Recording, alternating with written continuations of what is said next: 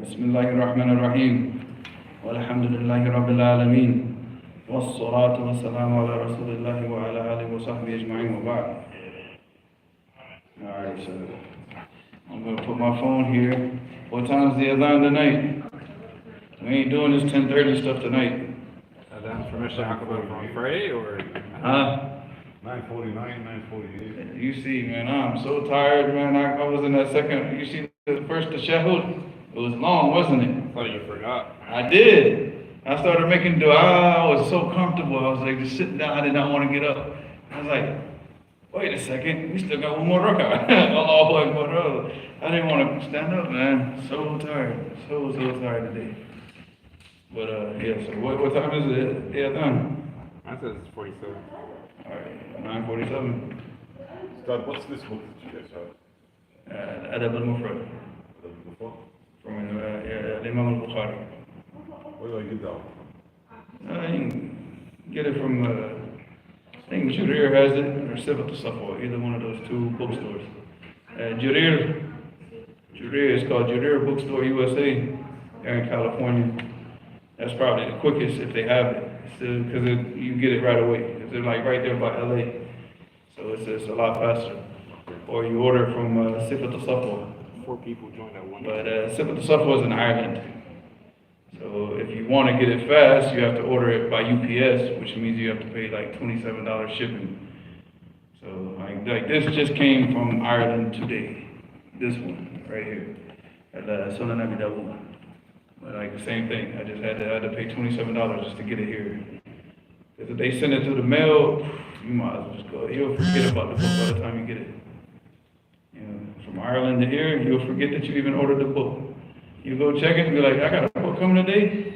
Oh, wow. What book is it? You got to go back to the order form just to remember what book you ordered. Because it's going to take so long. It's going to take at least a week and a half. But Jureer, here, it's right there. What's it called? I forgot the name of the city there. Anaheim? They're right, like outside of Anaheim. You'll find it there. Yeah, that's the only reason why I didn't order this one from them is because of that, the print. They didn't have it. So you got to check both of those bookstores. Adab al-Mufrad? Imam al-Bukhari, yeah. I just ordered خلق الأفعال العباد. You know this book? Which book? خلق أفعال العباد. I heard of it. It's Imam al-Bukhari. So he took all the hadith. It's a whole compilation of it. It's a book. It's a small book, but of course, because you know what happens nowadays is that all these students in the universities, they're trying to get their degrees, so they're taking these different books and they're doing like these tahqiqat and these ta'liqat and wasting people's time. Most of these books, because most of these tahqiqat are like horrible. The book is like that big. Now it's that big. Why? Because these students in the university. Oh, I want to get my master's degree, and so I'm going to use this book, and then they make their thesis on that book, and then the book becomes that big now. And then they print it like that. So this is a book. It's a refutation of the Jahmiyyah to show that the actions of the servant are what? Are created. And I'm sorry, what's the difference between this and the other side? Riyadh al-Salihin, it only has like a small chapter as far as like manners of people. But this is a whole entire book that's dedicated just to manners. So if you look at like Riyadh al-Salihin, it has all the first abwab, like sabr, sidq, tawbah, and everything. So it's like later on, then he gets into like the chapters on the Adab, on Adab, So and this is very limited. It's not. This is more expansive, and this is also Bukhari, Imam al-Bukhari. So you get to change the narrations from Imam al-Bukhari. Whereas Riyadh al-Salihin, there's no change in the narration. So this one's much more extensive. Well, Riyadh al-Salihin is a very good book, but it's not the same as this.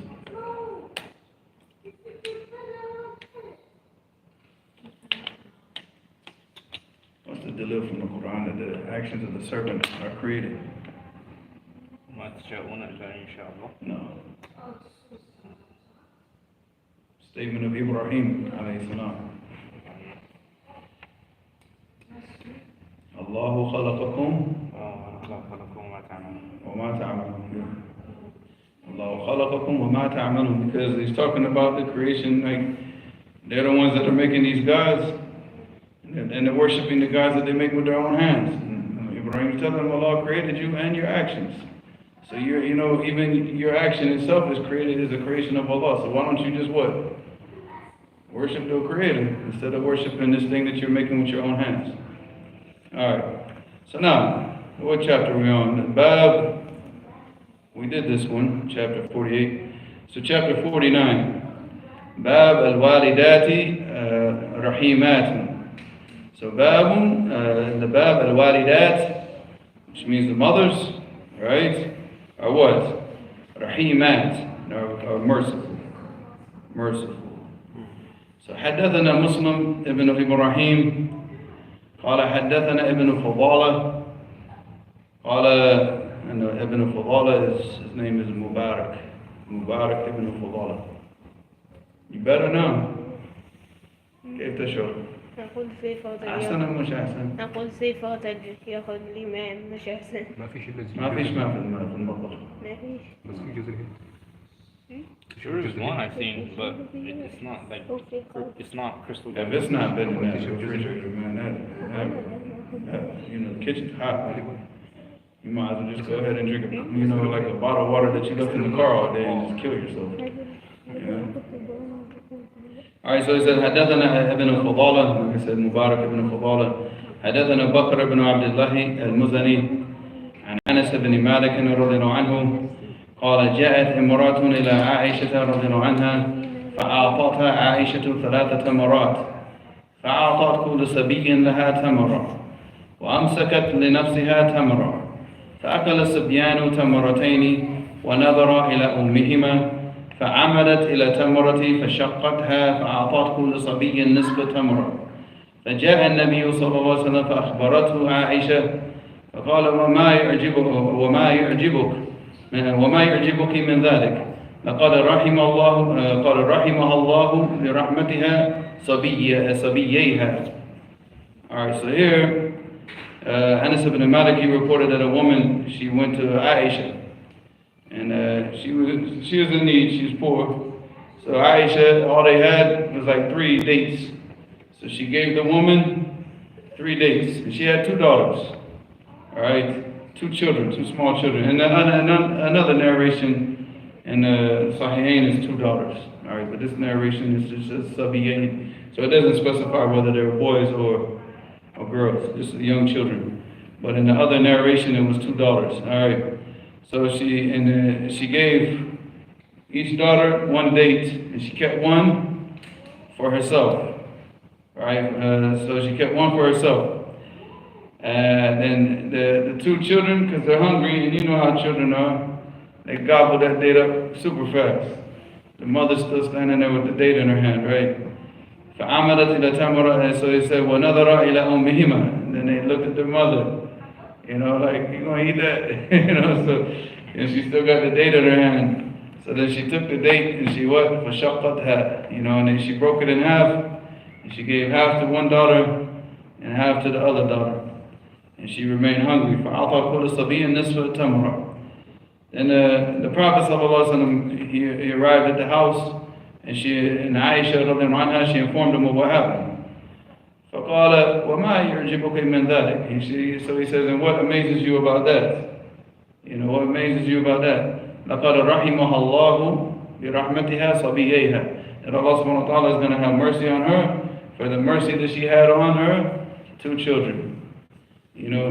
And obviously you see that this is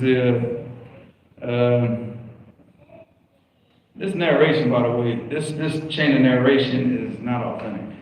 The Hadith is sahih, but Ibn Fadala is weak, but it's slightly weak because of his memory. These males nowadays, every single day is their time of the month. SubhanAllah, Maxi Pad has now got man and woman business, seriously, this is sickening.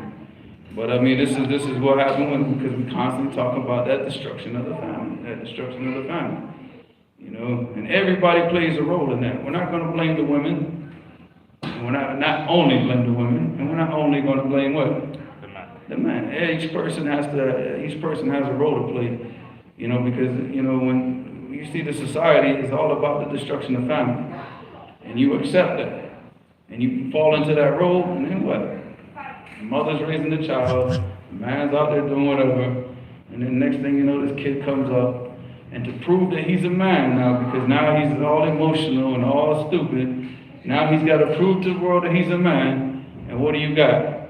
Prisoner number, because now he had to prove his manhood. But now he's going to be up in prison, he acting like a woman, getting treated like one in prison. So, you know, and this is what happens. I mean, this is, you know, this society now, well, like, you know, you guys may not have seen it, because you sat here and, you know, you were the frog boiling in the water. But when you go overseas, and you're gone from this country for 20-something years like I was, and then you come back and see what happened, you're just like, whoa, they really did y'all something nice, man, seriously. You know, because obviously Yemen still has that attachment to what? That old style. The father, I mean, okay, the father's my husband, but he's in the house, you know? And, you know, and the father's role is to come in and beat all the children. You know, if the mother can't take control of the house, then the father's job is to do what? Like in Saturday, like, you know, this is the famous thing in Saturday. That's what they beat the children with, that thing right there, yeah. This is the famous Saturday whooping. Ain't nobody talking about calling we're gonna call, what was that, the child services? Boy, those kids get whooped like with that. The father will come into the school and whoop him with that if his child gets out of hand. You know, and I'm not all for that, but you know, it's better for the child to have a man like that doing that than a mother than what? Letting him do whatever he wants to do. You know. So Allah musta'an, like the society is corrupt. But balance, man. Balance. You know, you gotta have the good cop, bad cop, right? The mother's always gonna be the one what? Good cop. She's got to play the role of the good cop. And the father has to play the role of the disciplinary, the man of experience, the man of wisdom. He's got to teach his children, because he's preparing his son, because he knows what that boy needs to, you know, to go and live his life and be a man. The woman doesn't know. She might try, she might think she knows, she doesn't know. And a woman cannot raise a man. She cannot raise a man. She could play a part in the raising of a man. She's not going to raise him to be a man on her own. It's not going to happen. Only a man can raise a man to be a man. You know, and this society has proven the truthfulness of that statement. Well, if anybody wanted like an empirical study of can a woman raise a man? No. Here's your empirical study. Here's your answers. The society. You know, and go to the prisons and look at all the prisons. Look at how full they are of a bunch of emotional teenagers right now. So Allah musta'an. Now Allah protect our children. Alright, protect our families. Alright, so the next chapter. Bab. Let me see. We got it, don't worry. If he gets too out of control, somebody knows how to handle it. Don't look at us, you need to be looking over there.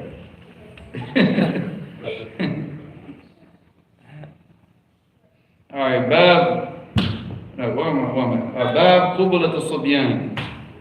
So this is kissing the children. Now this is kissing your child. This does not mean that you go around the masjid what? Kissing other people's children. Now this is not Irving, Texas, okay? That's an inside joke. Anybody get that? No. Yemenis do it in Hanford. You guys don't watch YouTube enough, huh? The Yemenis, they do it. What? From the Yemenis that I grew up with, they do it. Like, the uncles just grab anyone's children and start kissing them. Egyptians do it too. Yeah. I mean, if it's a cultural thing, it's a cultural thing. But if it's not, like, for us, something's going, nah, man, we're going to kick you out the masjid. You run around here kissing other, you know, because the children are going to come up, Baba, this guy keeps trying to kiss me, then we're going to have a whole big problem, you know. Not acceptable in the U.S. Huh? Not acceptable in the U.S. Kiss your own child, yeah, child. yeah. Or like, your nephew, something like that, somebody in your family. But yeah, of course, I wouldn't go around kissing other people's children, So, Allah understand. Maybe somebody in the comment section will get the inside little, this ain't Irving, Texas. I think it's Irving. Is it Irving? Alright, so kissing children. Alright, Allah understand. حدثنا محمد ibn Yusuf. We don't have the chain of narration, so it doesn't really matter. Because there's a different version. Some of the different nusakh said it's Omar, and some of them said Amr. All right, well, those are mistakes. So the correct is Muhammad ibn Yusuf. قال حدثنا سفيان, and this is Sufyan al-Thawri. Muhammad ibn Yusuf, Sufyan, he narrates from Sufyan al-Thawri. He does not narrate from Sufyan ibn Uyayna. And Hisham is ibn Man.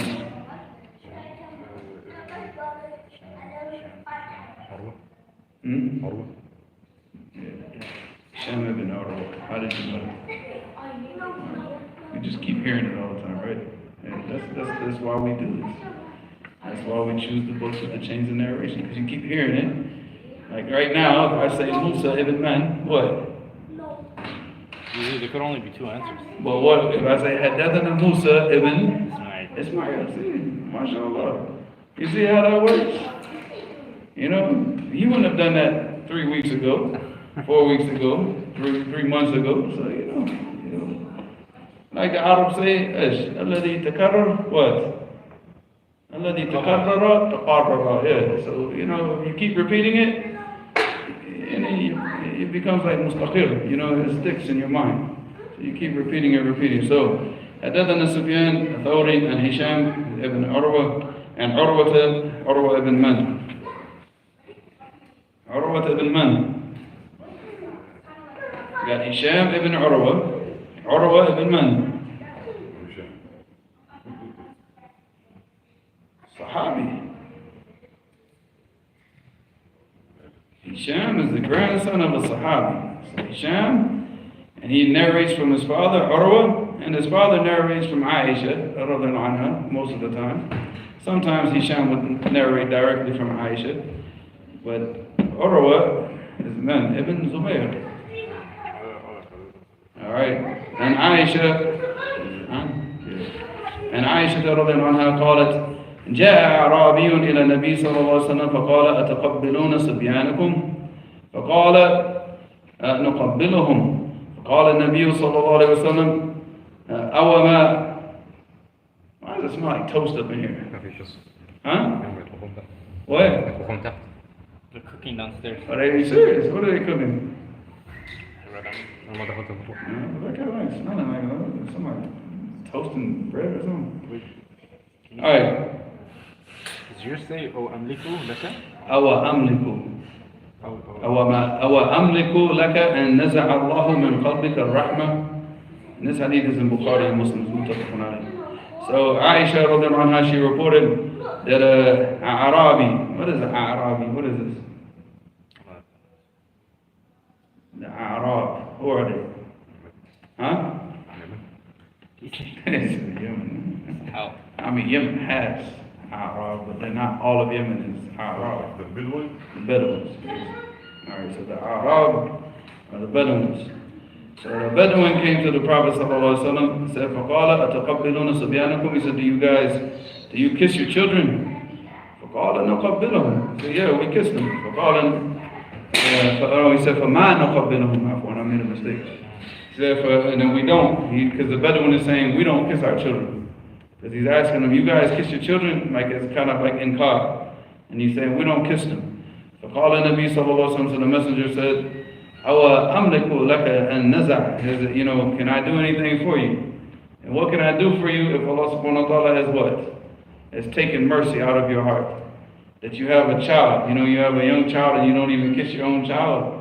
He said, what can I do for you if Allah subhanahu wa ta'ala has taken mercy out of your heart? Because imagine that, you have your own child. Come on, man. They're like, my children will be like, man, Papa, leave me alone. When they're young, but like once they get to like a certain age, you'll be like, get out my face, man. You're a dude now, You're not a baby anymore. Now I'm gonna start beating you up. But now, you know, when they're small, like, how could you not, you know, running around, running into walls, and, you know, come on, man. Mine says, this is fact. This is, It's probably just a different narration. Yeah. So Hadith is in Bukhari and Muslim, so there's different narrations of the Hadith. It's your old man. Alright, It's and your the old same. man. It's your old man. So we were looking and we were looking at the car. It was an old man in a car. Old man in the car. Yes, it was a girl. It was a girl. did he try to get in here? No, he in the car. Where? Come here. Go look. It's probably the Yemeni uncle. No, just let him go. If it's something serious, pause the live He's stream. in a very bad time to come doing. Or return the live stream in the pay-per-view. It's like, There's giants among yeah, it's like, all right, if y'all want to watch this, y'all got to start sending money to that, you know, to Hamza's PayPal, you know. All right, so the next hadith, similar meaning. All right, حدثنا أبو اليمان. أبو اليمان is the Hakam ibn Nafi'. What is it? Huh? كما قالوا يسرقون سيارة. يسرقون سيارة. They break it into a car. They're breaking into a car. Yes. Come. What did you see? Look, I see a girl. I mean, I don't. I see a girl. أنا سمعت كده كده. When you see that walk, someone's gonna get hurt. Go. I wouldn't doubt it, actually, because they tried to break into the church at the same time last night. The church, the alarm was going off last night. So, and he had a nice little reception for Fajr this morning. He came at Fajr, I opened the gate, I said, stay right there. Because there was like some crackhead in the alley. We didn't know where they were. We thought they were behind the kitchen. And my son was upstairs trying to find out what was going on. So we thought they were, you know, in that room, and like that little walkway behind the kitchen. We just kept hearing all this like noise, like this, you know, this loud, like real noise. So I didn't know what it was, but then my son saw that there was like some crackhead in the alley picking up trees and throwing them down. Taking trees and throwing Like that is, she's out of it. It's a woman. I was calling the Adhan, and she was just calling me every insult, you know, in the dictionary. that happened. She's standing in the middle of the street, and she's insulting, like, F you, this is not Halloween, why are you dressed up, you know? And I'm just calling the Adhan. And then when I'm done, she's still yelling, I'm like, look, man, I was like, you're the stupid one standing in the middle of the street yelling at 4 o'clock in the morning. And she looked up at me and said, you're the stupid one standing in the middle of the street. I said, exactly my point. You know, I was like, you know, أنت تذكر الامرأة اللي كانت في الفجر؟ the crazy woman. هي اللي تحاول تسرق من السيارة. What? She can't still, well, she can't probably drive. يعني يمكن شخص سرق السيارة مفتوحة بعد راح يعني نسي يلقى السيارة بعدين لما تدخل السيارة وتحاول تسرق. It was her car. You know, Safe would be a very good news reporter. You want to find out what's going on? Go downstairs. No.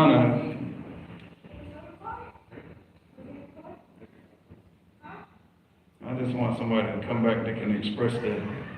Somebody's car got stolen. We just sent Abdul Malik and... Well, Abdul Malik's out there. Huh? Abdul Malik's out there. That's why I told them to keep that gate shut. Yeah, man, they stole a car from somebody right out there, you know. Oh, you have questions. Right now, we need answers. You guys got questions, but we need answers. All right, let's read this hadith first. All right, so حدثنا أبو اليمان all right, so أبو اليمان, we said what? الحكم بن النافع. All right, قال أخبرنا شعيب. All right, شعيب is Ibn Abi Hamza. Ibn Abi Hamza, you should remember that. Sha'ib. Because you're going to see this. Abu Yaman, Akhbarana Sha'ib, and Zuhri. Those three always narrating from each other. Sha'ib, Ibn Abi Hamza. Abu Hamza is, his name is Dinar. And Zuhri. What's Zuhri's name? No, she had... No. Stop this ikhtisar stuff.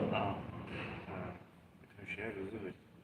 Look, with certain narrators, I'll let you get away with this, you know, Musa ibn Ismail, or, or in this case, Shu'aib ibn Abi Hamza, I'll let you get away with that, but not with Zuhri, not with people like that. He's the Imam in Hadith. Muhammad ibn Muslim, ibn Ubaidillah, ibn Abdullah, ibn Shihab, Zuhri.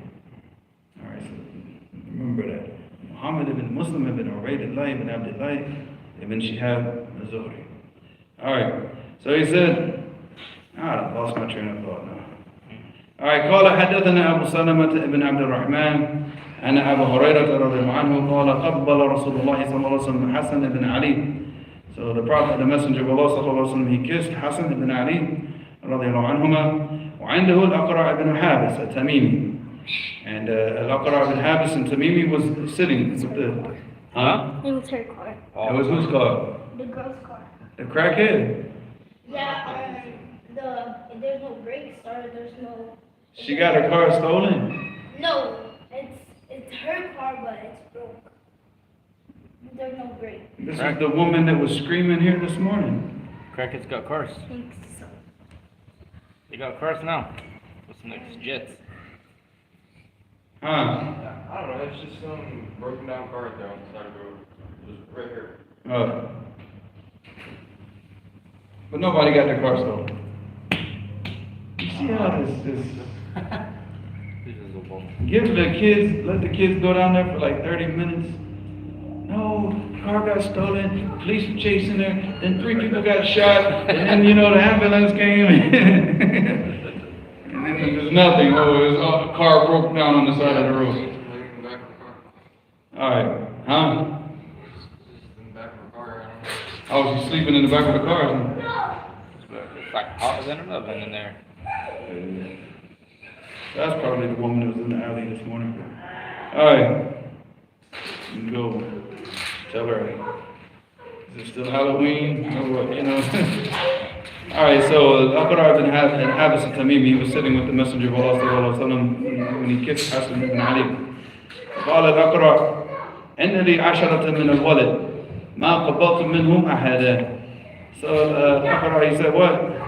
He said, I have 10 sons, and I've not kissed one of them, none of them, right?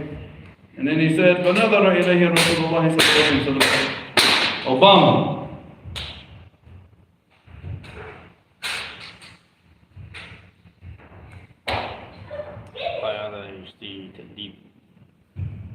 Who's going to do it, though? I don't know. Yeah, well, he's outside trying to figure out what's going on right now. So he said, so the Messenger of Allah sallallahu alaihi wasallam looked at him and ثم قال من لا يرحم لا يرحم. Alright, whoever does not show mercy will not be shown mercy. So if you don't even have the mercy to show to your own children, what are you going to show to the rest of the people? And if you don't show mercy to people, and you expect Allah subhanahu wa ta'ala to what? Show mercy to you, but you don't show mercy to other people? No, I mean, we get mercy from Allah by what? By showing mercy to others. Now you give us the full story. They're living in there. Oh, they're living in a car. Next to the masjid. Scroll down. Huh? Scroll down, they're in there. Making their bedding and stuff. So let's tow her to the projects. So she could go stay in the projects, She might be losing her wheels and everything, but along this time. So yeah, so man la yarhamu la what? La yarhamu. And that's similar to what the Prophet sallallahu alaihi wasallam said. Man la yashkuru Allah, man la yashkuru nas. So also, if you don't thank the people, and not thanking the people, it means that you're not thinking what? You're not getting the tawfiq to thank Allah. If you don't what? If you don't thank the people. And also you don't get that mercy from Allah if you don't show mercy to the people.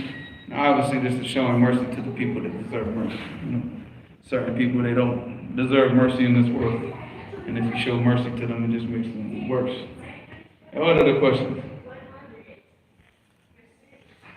Should we make, you got Kitab Tawheed on you? Not with me. You want me to bring it next class? We'll talk about it. We'll go ahead and look at the questions. أحسن الله إليكم. if someone has some paperwork and a Muslim offers to help speed things up, the person either has good connections or will bribe to get your work done faster or maybe illegally, but you don't know which one. And if you ask, the person may get upset with you. Is it okay if you allow the person to take your stuff and try to speed up the process? No, because the bribery thing, like we said, you can't get anything done in certain countries without bribery. But that doesn't mean that you just go up to the person and what? And bribe them. No, man, put your trust in the law first and try to do things correctly according to the Quran and the Sunnah. And if there's no other way, like absolute necessity. And none of this paperwork is going to get done except through those types of means. You try to use connections or you try to use anything, and khalas, then that's when it becomes a necessity, and this is something that you need. You absolutely need this paperwork, and they're not going to give it to you except that you what? Pay the money. But that's not your go-to option. That's a la'na, akhi. That's not something, the Prophet ﷺ said, la'na Allah what? Al-Rashi wal-Murtashi. That's not a joke, akhi. That's not something to take lightly. That's one of the major sins, So the Prophet ﷺ said that may Allah curse the Rashi, the one that gives the Rushwa, or Murtashi, and the one that was. So the one that gives and the one that takes it, So that's not so to take yourself out of the one that gives it, you have to be given it in a state of necessity, like you're forced, like you have no other option. But first you have to try, you have to go and you have to do things in a legit way first. And then if you've done everything that you could in a legit way, you make dua, and it's okay, Allah tested you, and you got to do what you got to do, but that's not your go-to option. How do you resist kissing babies and kids? How to resist kissing babies? They're the cutest thing. Allahumma barik. That's the comment. With my own kids, I don't know, man. I can't tell you. You're gonna have to ask advice from somebody else, man. That's it. Oh, say something You here. know what I'm saying? You know how to not kiss a child. Not even my grandkids or great-grandkids. Yeah. That's fine. You gotta ask somebody else. Go ask a Bedouin. Ustaz, any books you suggest to watch on site? Books like Ibn Rajab's book on Watch? Did you say watch? Watch. Watch what? I think they meant like. You gonna watch a book or what? That's what it says. It says watch. I'll go read the question again. Ustaz, any books you suggest to watch on the site? Books like Ibn Rajab's book on the Hadith of, I think, Ikhtisam al-Mala al-A'la, that you would read on the side but maybe not take notes. That's if I said the book name right. You read on the side and to not take notes. A book by Ibn Rajab, you're gonna read on the side and not take notes? I challenge you. Wallahi, I challenge you. What would you waste your time reading a book for that you're not going to take notes on? And that means that if you're not taking notes from the book, then what does that mean? You're not benefiting anything. There's nothing that like, wow, I got to write that down. I mean, if you're reading a book that you're not doing that, then what's the benefit of reading the book in the first place? I mean, and especially books by Ibn Rajab, that's impossible. If you read books by Ibn Rajab and you don't write something down or underline something, or like, oh, I got to memorize that, or I guess knowledge is not something that you're concerned with. You go read Jami' al-Ulum al-Hikam, Ibn Rajab, you better have a notebook next to you. The stuff that he brings is, mashallah, it's an amazing book. Still got to be careful because he brings everything. You could read, because it was the question about the reading the first two comments.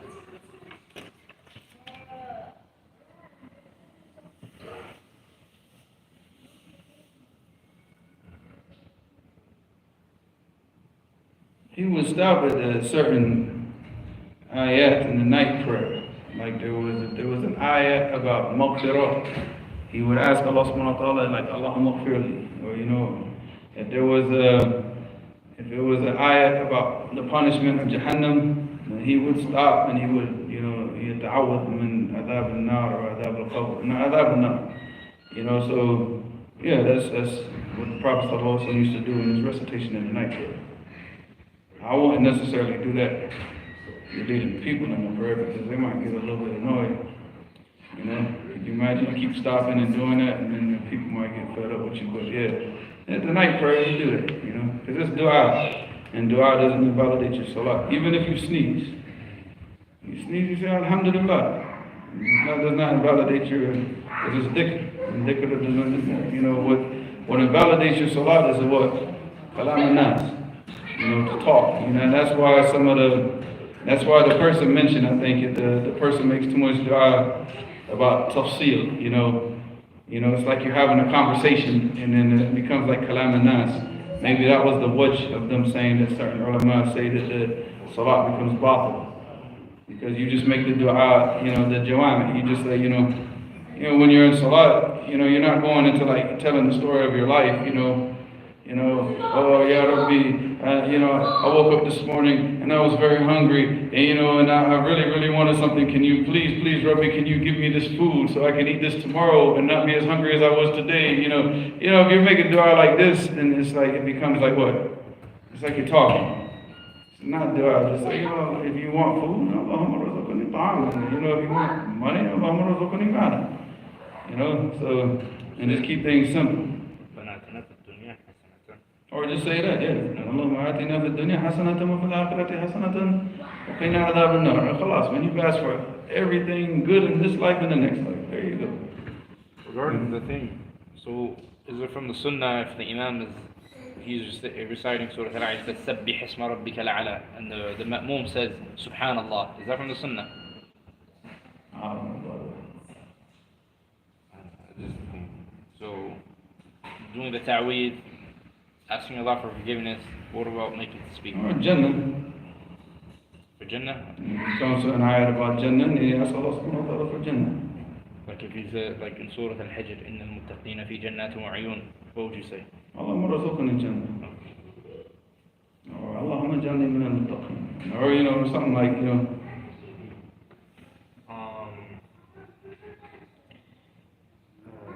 Ustad, if we see salam in a live chat, is it enough to respond by saying it to ourselves, or should we type a response too? It's probably better to type it because the person might take that personal. You know. And with the Muslims, we try to avoid any type of, you know, we don't want the person to have any. At what age should a woman stop being alone with a non-mahram boy and stop touching him, like giving him hugs or shaking his hand, etc.? At the age of 10 years. So that age is not specified. Alright, you know. Once the boy reaches that age of 10 years, where he can like look at a woman, describe the woman, and you know, recognize, you know, there's a difference, and he starts becoming more descriptive, then you have to get him away from the women. Because what happens is, then this boy is going to go mix with the women and go back and tell his father what all the different women look like. And of course, you wouldn't want your wife, you know, being amongst them and this boy running around, you know, describing, you know, your wife to somebody else. I mean, that's a murder right there. You know, so, Ustad, you said the famous dua al-istiftah is mawquf from Ibn Umar. Is this an issue? I didn't say it. How'd you say it? Wouldn't he have likely heard it from the Prophet sallallahu alaihi wasallam? Well, it doesn't matter. It's mawquf. I read you the hadith of in Bulugh al-Maram, the hadith of Abu Hurairah, the one that the Prophet sallallahu alaihi wasallam used to say. So say the one that's narrated that he used to say, and that was even more authentic anyway. Is it permissible to kill insects with boiling water, e.g. pouring it down the drain? Why you gotta pour boiling water on it? I think like... Is that chicken fingers? No. It's by min al-Muslimin, alhamdulillahi rabbil alameen. They didn't even put a meme in the al-alameen. They put like, rabbil aleen. I remember that. Aleen, you know, like... Al-aleen. Yeah. Lord of the high people. But بالملأ الأعلى. I don't know what you mean. Like, you know, why would you have to pour boiling water down the drain? That's a woman. Huh? That's a woman. Sharing the sex thing with water on the I mean, the only thing that would be in a drain that I can think of, you know, that fly. I forgot the name of it, right? Huh? No, it's not a gnat, but there's a specific type of fly. If the drain gets, you know, too much bacteria gets in, you know, especially people that have what you call it, like a garbage disposal system and all that. But you pour like vinegar, lemon, and baking soda, and that kills all. You don't need to pour boiling water down there. I don't know about that. That's not going to kill them anyways, you know. It might break up the food or break up whatever's in there. That's not going to kill those bugs anyways. Question says, I heard from Iraqi that we shouldn't pour boiling water down the drain as there might be jinn in there. This can hurt them and they might seek revenge. And Allah knows best. Mm-hmm. Oh, that's you said he heard it from Iraqi, and Iraqi, they hear that from who? The jinn. From the jinn, and the jinn are known for what? Lying. Lies. So you gotta take it.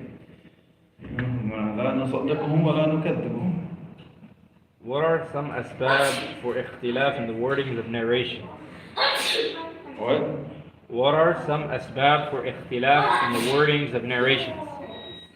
Different ulama, they see the permissibility of narrating by meaning, like Imam al-Bukhari, rahimahullah, and other ulama, they want to get the exact wording, you know, and they want to keep the wording exactly as it is. So some ulama will narrate it by meaning, but keeping the meaning, and that's why you see there's different wordings, but the meaning is what? It's the same, you know. So if the meaning is different, then it becomes an issue. But as long as the meaning is the same, but the wording is different, it's not an issue. So, and then sometimes some of the narrators, they mess up, and they have doubt about like what was narrated to them. So because they have doubt, then that's, I mean, this is, but none of this is ever going to affect, you know, the hukum or the ahkam. You see, most of this stuff is on like the details.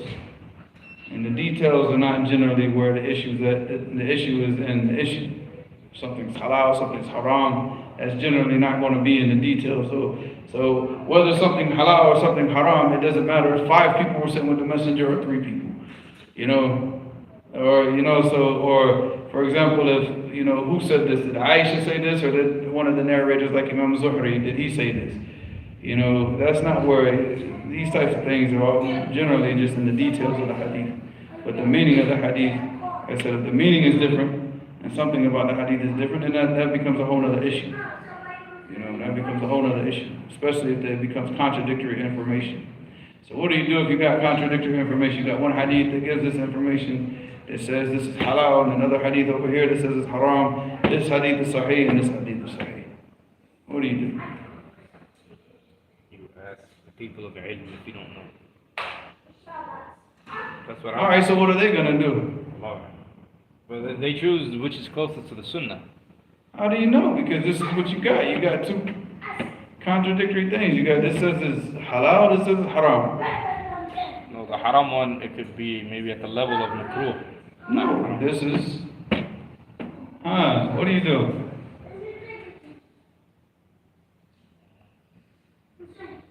Alright, you got the choice of one. If you got conflicting information and you see that you can make a jama' between it. But let's say that you can't make a jama' because this is a nahi and you don't have anything to show that, like this is something that's like makruh. So, because either one, he did it or he didn't do it. Like he did it or he didn't do it. So, if this one said that the Prophet ﷺ didn't do it and this one says that he did do it, it's conflicting information. And you can't make a jama' between them. And then if you know the timing of the hadith, of the first one to the second one, if you know the time frame, then you can say what? That this one is the mansukh and this one is the what? Is the nasikh. If you don't know the time frame and you can't make a jama' between the two, then you look at which hadith is the most authentic hadith. By the chain, through the chain of narration, right? So let's say that you got a hadith that's in Bukhari and another hadith that's in Sunan Abi Dawud. Alright, so Bukhari is authentic and the Hadith and Sunan Abi Dawud is authentic. We can't make a jump between them. We don't know the time frame, so we can't say that this is Nasikh al-Mansukh. So we look and say, okay, this Hadith in Bukhari is what? Definitely different. It's asah, it's awthaq minhu. So if this was mukhalaf mimma huwa awthaq minhu, then we said that the Hadith, come on, we took this before. The Hadith is what? Weak. No, we reject it. No, you said, yeah, you said the chain of narration will be weak. What's the hukm?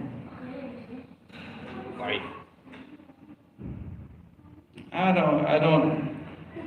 not going to recommend Hamza anymore. Go back to San Diego.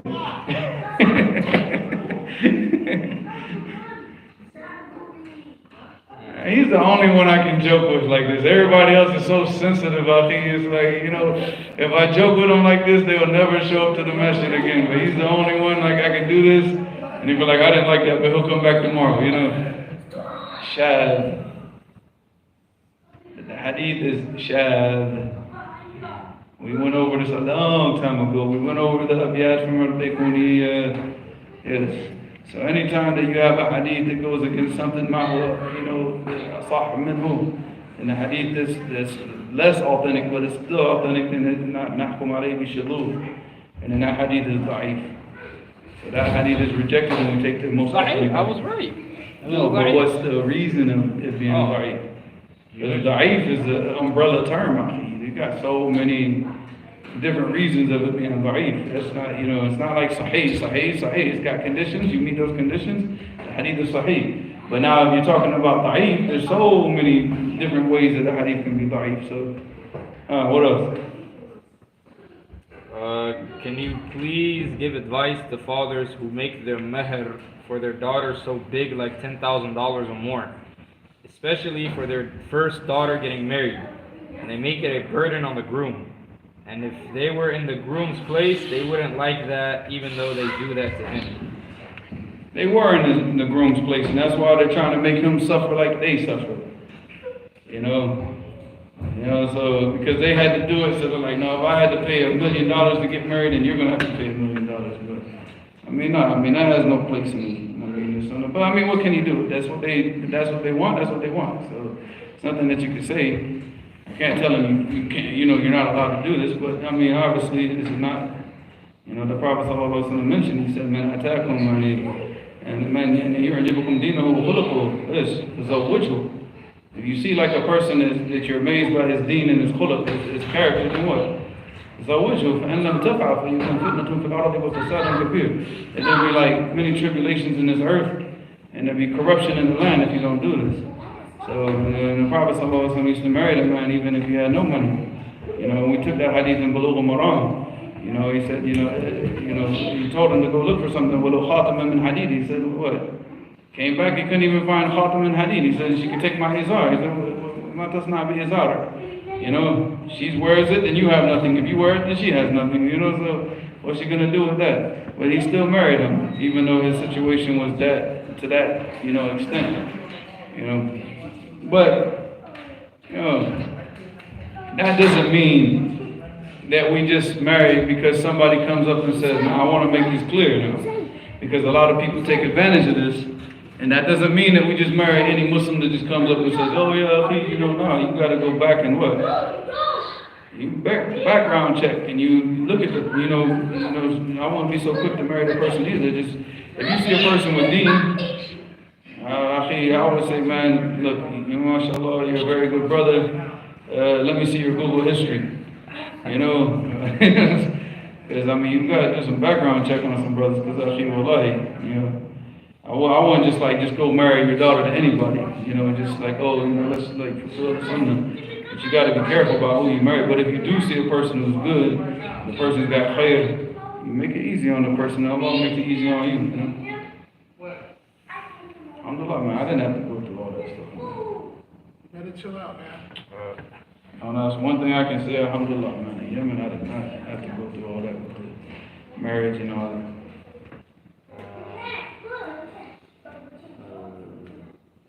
If me and my sibling are not too close, but sometimes we talk briefly or say hello to each other, or share a laugh, etc., is that enough for keeping ties of kinship? whatever the urf is. That's based on, like keeping the ties of kinship in America is going to differ a lot than keeping the ties of kinship in Yemen. Like I talked about, like in Yemen you might go and you have to kiss your mother's head or kiss her knee or, do all this other stuff. In America, your mother will slap you if you do that. So you got to look at the situation that you're in. Maybe in Yemen, you have to, if you're away, you have to call your mother every day, right? To let her know, hey, I'm okay. Yeah, and that's the urf, that's how the people, I'm just giving examples, maybe not every day, but like every other day, because, the Arabs are different, and then, then like here in the West, you call your mother every day. She's like, man, look, leave me alone, what I'm saying? You got a life, or like, your mother might actually start to get frustrated, Some mothers nowadays might block your number, They might block you if you keep calling every single day, Of mine, I think what should be there, like even if I don't see my mom the whole day, at the end, like right before I go to sleep, I spend like 45 minutes with her. And that's what you gotta do. That's it. Like it's just me and her, we just talk for like 45 minutes and then we go to bed. I mean, she goes to bed, but I just stay with her. Yeah, that's what you gotta do. And that's it. I mean, it's different. I mean, when I lived with my mother, like when I was 17, 18, that's what I used to do. Sit out every single night, I would talk to her for about like 20, 30 minutes. And then I go outside and commit chaos. But I had that time. I sit with my mother for like 20, 30 minutes, and we're like, all right, world, here I am. It's like, let's get it started. Staff, can you review this memorization plan? Divide each page into 3 sections. Recite each section 50 times, then recite the full page 50 times. Usually reciting very fast and looking at the page for the Quran. Also, eye this up to Mauritanian standards. I didn't study physics, man. That's a physics question right there. I don't know, like algebra. Look, take the page. This is what I do. Take the page and read it, and read it, and read it, and read it, and read it until you got it. Because normally, this is what I've noticed, and maybe people are different. I will always memorize the first like 4 lines and the last 4 lines first. It's the middle that's always the last. Like those first 4 lines and the last 4 lines, I will, I can, immediately I will memorize them. But the middle, it takes a minute. But then once I get the middle class, you got the whole page. So it's like, even if, you get stumped on an ayat, in your memorization, like for example, like tonight you lease a lot and you start messing up on a surah, all it takes is somebody just to do what? Say the first Yeah, just say something like kick you back into gear and then and you go. But if you're like one of those people that just focus on like sections, for me, I don't do that. I do the whole page. And just read it over and over and over and over and over and over again until I, and basically I wake up and I don't even wipe my eyes. I wake up, I read the page. If I make one mistake, then the same thing I do, the same thing over that day. Just read it over and over and over and over. With Hadith, with everything. Regarding someone named Shahir Imran. Who? No, just as a question. You have to clarify which question I may skip because I don't know which question. I don't know who this person is. This question is from a sister. She says, how to keep ties of kinship with cousins who are much older and in a different stage of life. I'm assuming she's talking about female cousins. They live Because far. if they're not female cousins, you don't keep ties of kinship with your cousins. You let your male cousins keep ties of kinship with each other. But she's talking about the female. What was the last part of the question? They live far away, so it would be hard to visit. We would have nothing to talk about, and how frequently should there be communication? Oh man, look, man, you got WhatsApp. You got what else? I mean, what do you want? Like everything's social media nowadays, anyways. I mean, most people nowadays they don't even know how to keep ties of anything in person anymore. And most people, like right now, they're so depraved of like knowledge of like how to deal with a human. They can't even go to the store anymore. You know, they got to order everything online, most people now. So, I mean, as long as you just keep contact with the people. Because the cousins, even the cousins, they differ. I mean, it's based on like what? Really? I don't know. I mean, you have cousins that you're close to, and you have cousins that, you know, if you never see them again, it won't even... They got mushroom hair. And they probably got mushroom haircuts. Yeah.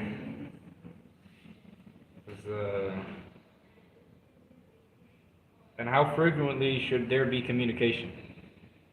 Based on the order, I told you. And what if the time... I mean, like here in America, we don't really talk to our cousins. I mean, that's not like common with us. So I don't like, hey, cousin, how you doing? You know? So I mean, for us, we'll just keep close ties with just the close relatives, like maybe the aunts, the uncles, grandma, grandpa type thing, you know. But the cousins, like these are people that we see on holidays most of the time. It's not unless you live in the neighborhood where your cousins live, you know. I mean, if I had to keep contact with my cousins, man, I'd be busy 24 hours a day, dude. I'm like, hey, seriously, I'd be calling people all day long, like, what? Call this cousin, call this cousin. And so, I mean, that goes back to the earth. Even overseas, you don't see like, you know, these are my cousins, but you don't see that type of close relationship like you would have with the uncle or the grandfather or somebody like that.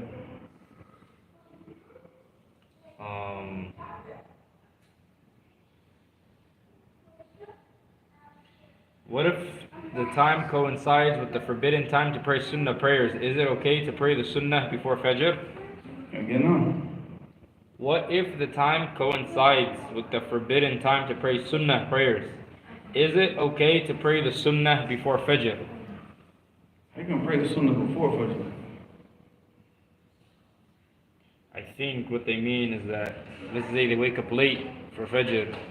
Can they pray the sunnah before they pray the Fajr prayer? At the time where Fajr is already outside of its time. If that's your custom of doing that, yes. You talking about if they woke up late? Yes. Yeah, let's check the Hadith of Bilal. I'll check that Hadith. Let me just remind me tomorrow about that, inshallah. Because I want to go back and check the Hadith of Bilal and see, because there was a time when they were traveling, and the Prophet ﷺ put Bilal in charge of waking everybody up, and he overslept. His eyes were like really heavy, and he overslept, and everybody woke up, and the sun was beating down on him. But I want to go back and check the Hadith and see if the Prophet ﷺ prayed the Sunnah in that Hadith. Real quick. Regarding Shahir, Imran, your questions are not posting. This one says, what are the rules of usul al-fiqh derived from? Like the Prophet ﷺ's command means such and such, and the Prophet ﷺ action means so and so. Principles of usul al-fiqh derived from the Quran and the Sunnah. You know, and this is what the ulama talk about, a tatabbu' wal istiqra'. You know, that they go through the Sunnah, they go through the Quran, and they go through the Sunnah, and they look at the different, you know, the wordings of like, okay, well, all of these wordings, they come as a prohibition, and all these wordings, they come as what? As a command. And these are the types of wordings that were used to show that something was general, and these are the things, you know, but this is all through a tatabbu' wal istiqra'. Like they follow up and they read through the Sunnah. They read through the, you know, the Quran and the Hadith. It's best And, all right, one more, and then we'll go. Inshallah.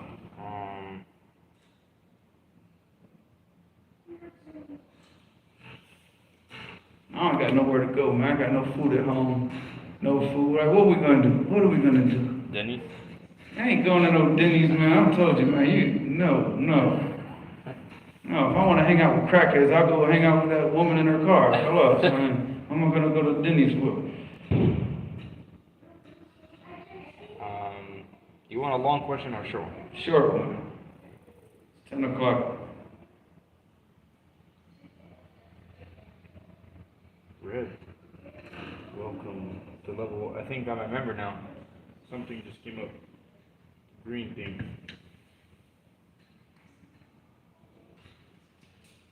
Welcome to level 1. I don't know what that is. I guess somebody became a member, I don't know. Did you become a member? I don't know. Welcome to Institute membership. There we go.